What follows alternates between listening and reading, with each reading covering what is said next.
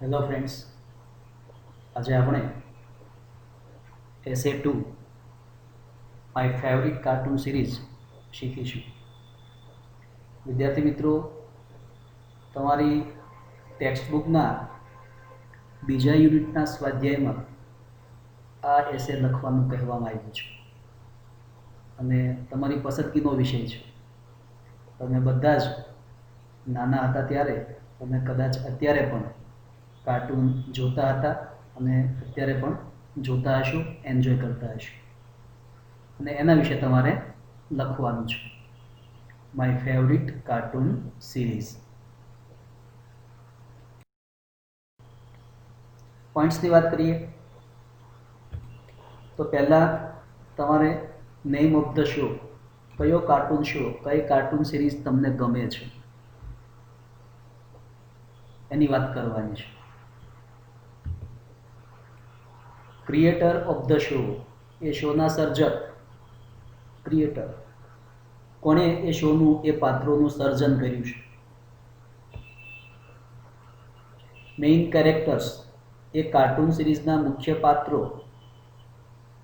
Story line અથવા theme, દરેક એપિસોડમાં શું સ્ટોરી લાઇન હોય છે, શું થીમ હોય છે. થીમ એટલે વિષય વસ્તુ. અને last, why do you like it, તમને કેમ આ કાર્ટૂન સિરીઝ ગમે છે, વોટ ઇઝ ધ રીઝન, તમને ગમવાનું કારણ. તો વિદ્યાર્થી મિત્રો, આટલા પોઈન્ટ્સને ધ્યાનમાં રાખીને આપણે આ એસેને ડેવલપ કરીશું. ખૂબ સારી રીતે એસે તૈયાર કરાયેલો છે. જો તમે ધ્યાનથી વિડીયો જોશો તો ચોક્કસ તમને આ નિબંધ ખૂબ સારી રીતે આવડશે. અને કેટલા માર્ક્સ તમને યાદ છે ને? 8 માર્ક્સનો નિબંધ પૂછાય છે, એમાંથી તમે મેક્સિમમ માર્ક્સ મેળવી શકશો.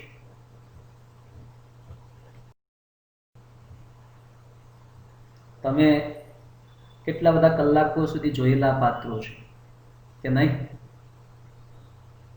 હવે આ પાત્રો જોઈને તમને ખ્યાલ આવી ગયો છે કે આજે હું તમને કઈ કાર્ટૂન સિરીઝ ઉપર એસે શીખવવાનો છું. પરીક્ષામાં તમે તમારી પસંદગીની કાર્ટૂન સિરીઝ પર પણ લખી શકો છો, પણ વિદ્યાર્થી મિત્રો, એસે જાતે લખવાની ટ્રાય કરો તો ઘણી બધી વખત ઘણી બધી ગ્રામેટિકલ એરર્સ, વ્યાકરણની ભૂલો થાય અને માર્ક્સ કપાઈ જાય. એના કરતાં બેટર છે તમે એને સારી રીતે સમજો, તૈયાર કરો અને લખો કે જેથી કરીને મેક્સિમમ માર્ક્સ તમે મેળવી શકો. તો વિદ્યાર્થી મિત્રો, કઈ કાર્ટૂન સિરીઝ? Yes, Doraemon.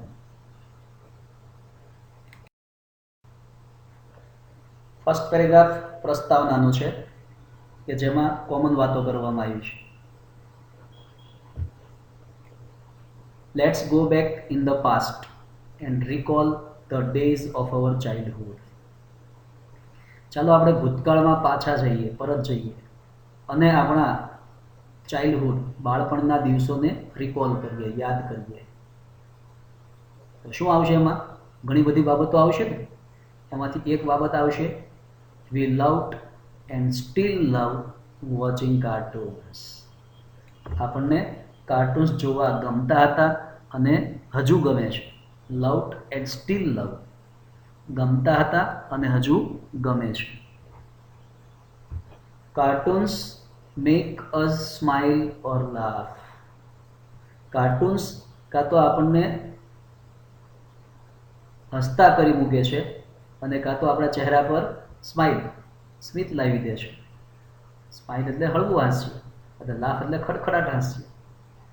ક્યારેક કોઈ એવી સિચ્યુએશન હોય તો આપણા ચહેરા પર સ્માઇલ આવી જાય કાર્ટૂન જોતા જોતા, અને ક્યારેક આપણે અચાનક જ ખડખડાટ હસવા માંડીએ. Cartoons give kids safe entertainment. Cartoons બાળકોને સલામત મનોરંજન પૂરું પાડે છે.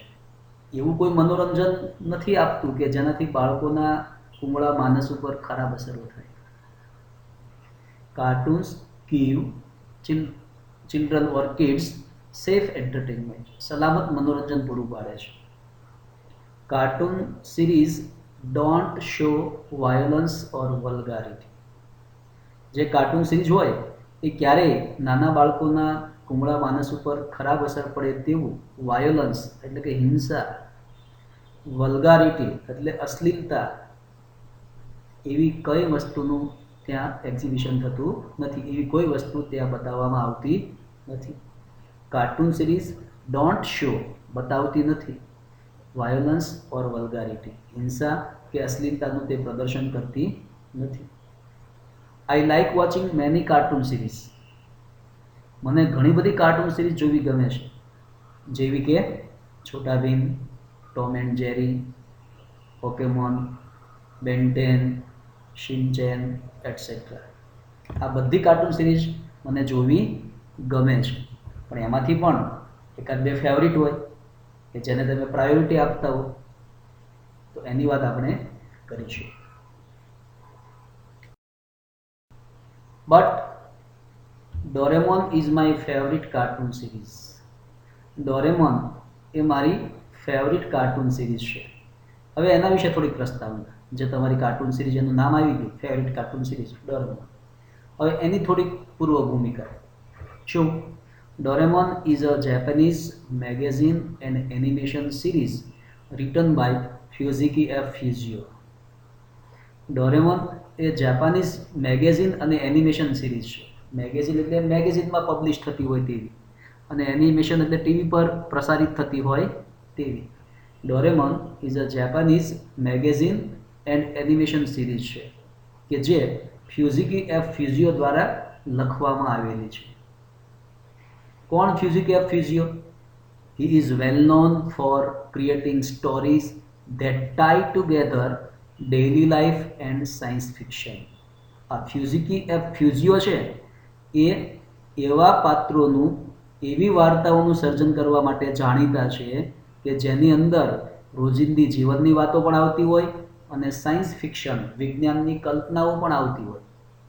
તમે જુઓ ડોરેમોનની અંદર પેલો પોતાના એફડી પોકેટમાંથી, ફોરડી પોકેટમાંથી કેવા નવા નવા ગેજેટ્સ કાઢે છે. તો કાલ્પનિક બાબતો, વિજ્ઞાન સાથે જોડાયેલી કલ્પના, એને સાયન્સ ફિક્શન કહેવાય, વૈજ્ઞાનિક કલ્પના. અને ડેઇલી લાઈફ, નોબિતાને હોમવર્ક કરવું ગમતું નથી, એના ક્લાસમેટ્સ એને પરેશાન કરે છે, એ કોઈને કોઈ મુશ્કેલીમાં મુકાય છે, આ બધી ડેઇલી લાઈફ. તો ફ્યુઝિકી એફ ફ્યુઝિયો એવી વાર્તાઓનું સર્જન કરવા માટે જાણીતા છે કે જેની અંદર રોજિંદી લાઈફ, રોજિંદું જીવન અને વિજ્ઞાનની કલ્પનાનો સાથે સમાવેશ થતો હોય. ટાઈ કરવું એટલે જોડવું, બાંધવું. That tie together daily life and science fiction. એક કોટેશન આપેલું છે, no matter how old I get, I love watching cartoons. ભલે હું ગમે તેટલો મોટો થાવ, ભલે મારી ગમે તેટલી ઉંમર થાય, એનું કોઈ મહત્વ નથી, મને હજુ કાર્ટૂન્સ જોવા ગમે છે. કેમ? કારણ કે જ્યારે હું કાર્ટૂન જોઉં છું ત્યારે I feel like a kid again. It's nice to feel like a kid again. ત્યારે મને એવું ફીલ થાય છે કે હું હજુ નાનું બાળક છું. એટલે no matter how old I get, I love watching cartoons. તમે તમારી વાત કરી, વળી તમારી ફેવરિટ સિરીઝ ઉપર તમે વાત શરૂ કરશો. તો હવે થીમ આવે છે કે આ ડોરેમોનના દરેક એપિસોડમાં જનરલી શું આવતું હોય છે, કયા પાત્રો આવતા હોય છે, જનરલી કેવી પરિસ્થિતિ હોય છે. જુઓ, the story revolves around a robotic cat Doraemon. આ ડોરેમોનની સ્ટોરી એક રોબોટિક કેટ રોબોટ ડોરેમોનની આસપાસ ફરે છે. એટલે દરેક એપિસોડમાં આ ડોરેમોન સેન્ટરમાં હોય, એ મુખ્ય પાત્ર છે. ધ સ્ટોરી રિવોલ્વ કરવું એટલે પરિભ્રમણ કરવું, ફરતું ઘૂમવું. The story revolves around a robotic cat Doraemon.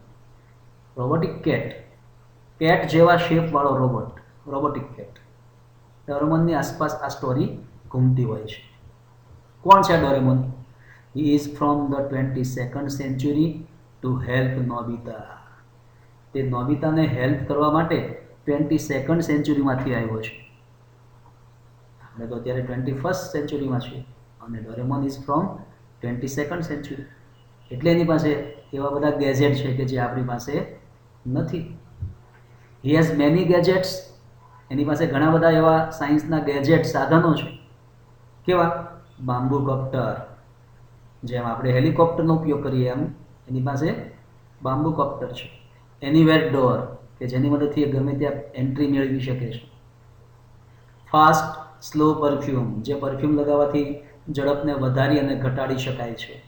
ગુલિવર્સ tunnel, જે ટનલથી તમે ભૂગર્ભમાં એક જગ્યાએથી બીજી જગ્યાએ જઈ શકો છો. આવા બધા ગેજેટ્સ એ રાખે છે. ક્યાં? ઇન હિઝ 4 ડાયમેન્શનલ પોકેટ, એના ચતુષ્પરિમાણીય પોકેટમાં, 4D પોકેટમાં, 4 ડાયમેન્શનલ પોકેટમાં એ આવા બધા ગેજેટ્સ રાખે છે.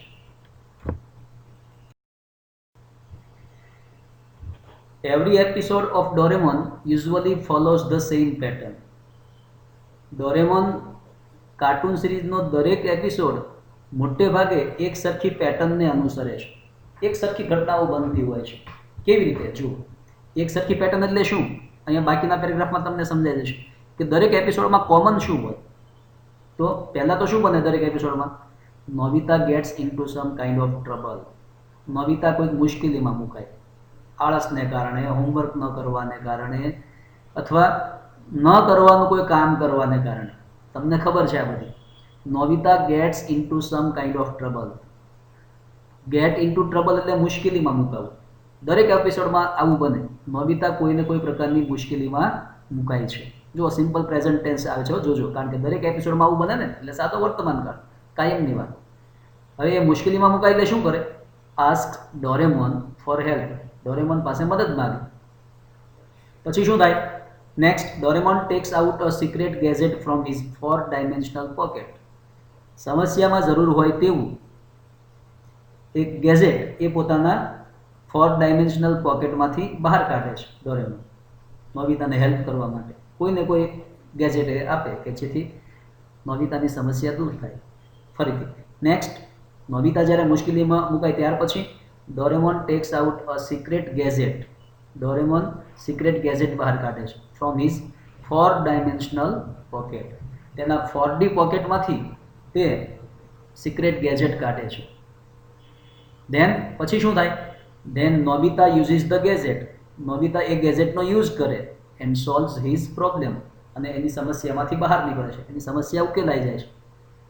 ડોરેમોન દ્વારા અપાયેલા ગેજેટથી નોબિતા મુશ્કેલીમાંથી બહાર આવે છે, એનો પ્રોબ્લેમ સોલ્વ થઈ જાય છે. વળી પાછું શું થાય? પ્રોબ્લેમ સોલ્વ થઈ જાય એટલે નોબિતા ગેજેટ ડોરેમોનને પાછું નથી આપતી દરેક વખતે. શું થાય? Then he misuses Doraemon's gadgets. પછી તે ડોરેમોને આપેલા ગેજેટનો મિસયુઝ કરે છે, દુરુપયોગ કરે છે, અને કોઝિસ અનધર ટ્રબલ, અને વળી પાછો બીજી મુશ્કેલીમાં મુકાય છે, બીજી મુશ્કેલી સર્જે છે. કોઝ ટ્રબલ એટલે મુશ્કેલી સર્જવી, મુશ્કેલી ઊભી કરવી. સમસ્યા સોલ્વ થઈ જાય ત્યારબાદ ગેજેટ ડોરેમોનને પરત આપવાને બદલે નોબિતા એનો દુરુપયોગ કરે છે અને કોઝિસ અનધર ટ્રબલ, વળી બીજી મુશ્કેલી ઊભી કરે છે.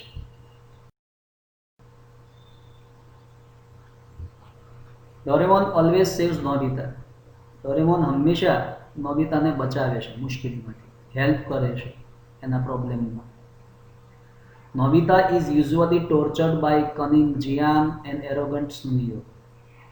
નોબિતાને ત્રાસ આપવામાં આવે છે. ટોર્ચર કરવું એટલે હેરાન પરેશાન કરવું. કોના દ્વારા? એના ક્લાસમેટ, એના મિત્રો. કોણ? લુચ્ચો જિયાન અને એરોગન્ટ. એરોગન્ટ એટલે અભિમાની, અહમવાળો સુનિયો. આ બધા પાત્રોને તમે ખૂબ સારી રીતે જાણો છો. કનિંગ એટલે લુચ્ચું અને એરોગન્ટ એટલે અહમવાળો, ઘમંડી. લુચ્ચા જિયાન દ્વારા અને ઘમંડી સુનિયો દ્વારા મોટે ભાગે નોબિતાને ટોર્ચર કરવામાં આવે છે, પરેશાન કરવામાં આવે છે. હવે સુનિયો અને જિયાન એને ટોર્ચર કરે ત્યારે નોબિતા શું કરે? રડવા માંડે.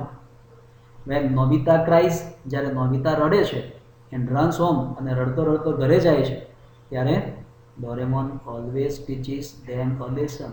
ડોરેમોન જિયાન અને સુનિયોને પાઠ ભણાવે છે, સબક શીખવે છે. નોબિતા's closest friend and love interest is Shizuka Minamoto. નોબિતાની ખાસ ફ્રેન્ડ અને લવ ઇન્ટરેસ્ટ કોણ છે? શિઝુકા મિનમોટો.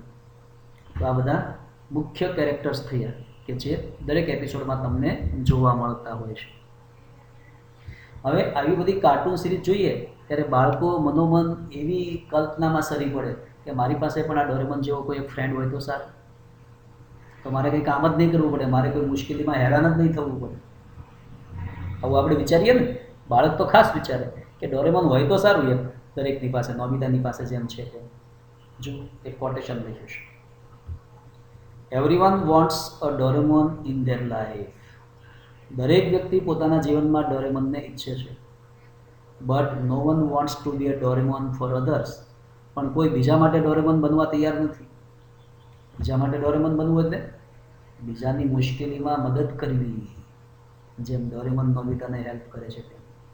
તો દરેક વ્યક્તિ પોતાના જીવનમાં ડોરેમોન ઈચ્છે છે, પણ પોતે કોઈના જીવનમાં ડોરેમોન બને, ડોરેમોન જેવું કામ કરે એવું કોઈ ઈચ્છતું નથી. ખરેખર એ એવું કહેવા માગે છે કે જો તમે ડોરેમોન જેવું પાત્ર તમારા જીવનમાં ઈચ્છતા હો તો તમે પણ એવું પાત્ર બનો કે જે કાયમ બીજાને મદદરૂપ થાય. હવે તમને કેવી ગમે છે? છેલ્લો પોઈન્ટ, આઈ એમ 17, મારા 17 વર્ષ થયા, તમારે કહેવાનું છે. And I still watch Doraemon, ને તો પણ હજુ હું ડોરેમોન જોઉં છું. કેમ? He is my favourite cartoon character. It is my favourite cartoon series. તે મારું પ્રિય કાર્ટૂન પાત્ર છે. He is very honest cat robot. તે ખૂબ જ પ્રામાણિક કેટ રોબોટ છે, એટલે મને ગમે છે. I like Doraemon because he tax care of everyone and helps everybody. મને ડોરેમોન ગમે છે કારણ કે તે દરેકની કાળજી રાખે છે અને દરેકને હેલ્પ કરે છે. But he is a cartoon character at all. પણ છેવટે તો એ કાર્ટૂનનું પાત્ર છે, વાસ્તવિક પાત્ર નથી. વાસ્તવિકતા પાછી આપણે ભૂલી નહીં જવાનું. આપણા જીવનમાં કોઈ ડોરેમોન આવશે એવી આશા રાખીને બેસી નહીં રહેવાનું. So we should not wait for Doraemon. આપણે પણ આપણા જીવનમાં ડોરેમોનની રાહ જોવી જોઈએ નહીં. એન્ડ હિઝ ગેજેટ્સ, અને એ એના ગેજેટ સાથે આવશે આપણને હેલ્પ કરવા માટે રિયલ લાઈફમાં, એવી રાહ જોઈને બેસવું જોઈએ નહીં. We should not wait for Doraemon and his gadgets to help us in real life. આપણા વાસ્તવિક જીવનમાં ડોરેમોન અને તેના ગેજેટ્સ આપણને મદદરૂપ થશે એવી રાહ જોઈને આપણે બેસવું જોઈએ નહીં. The story teaches the lesson. Story આપણને એક પાઠ પણ ભણાવે છે, એક સબક શીખવે છે. શું?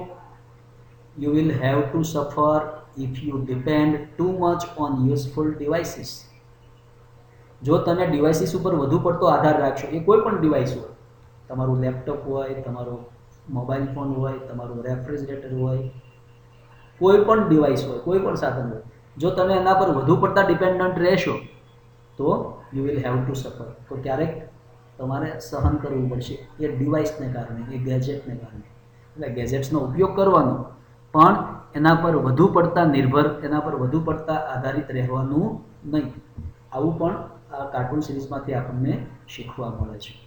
અને છેલ્લે, sometimes I wish that there should be a Doraemon in my life. ક્યારેક ક્યારેક મને એવી ઈચ્છા થાય છે કે મારા જીવનમાં એક ડોરેમોન હોવો જોઈએ. બટ અલાસ, પણ અફસોસ, પણ દુઃખ, this is a wish which no one can fulfil. આ એક એવી વિશ, એવી ઈચ્છા છે કે જે કોઈ ફૂલફિલ કરી શકે નહીં, કોઈ પૂરી કરી શકે નહીં. બટ હોલ્ડ ઓન, પણ ઊભા રહો, સાંભળો મારી વાત. ભલે એ વિશ પૂરી ન થાય, પણ I can be my own Doraemon. હું મારો પોતાનો ડોરેમોન તો બની શકું ને. હું મને મારી જાતને મુશ્કેલીમાં મદદ કરી શકું, હિંમત ન હારું, તો I can be my own Doraemon. હું મારા પોતાના જીવનમાં મારા માટે ડોરેમોન જેવો બની શકું. તો વિદ્યાર્થી મિત્રો, એકદમ સહેલો એસે હતો અને ખૂબ સારી રીતે તમારી સમક્ષ મૂકવાનો પ્રયત્ન કર્યો છે. હું આશા રાખું છું કે તમને નિબંધ ખૂબ સારી રીતે સમજાઈ ગયો હશે. Thank you.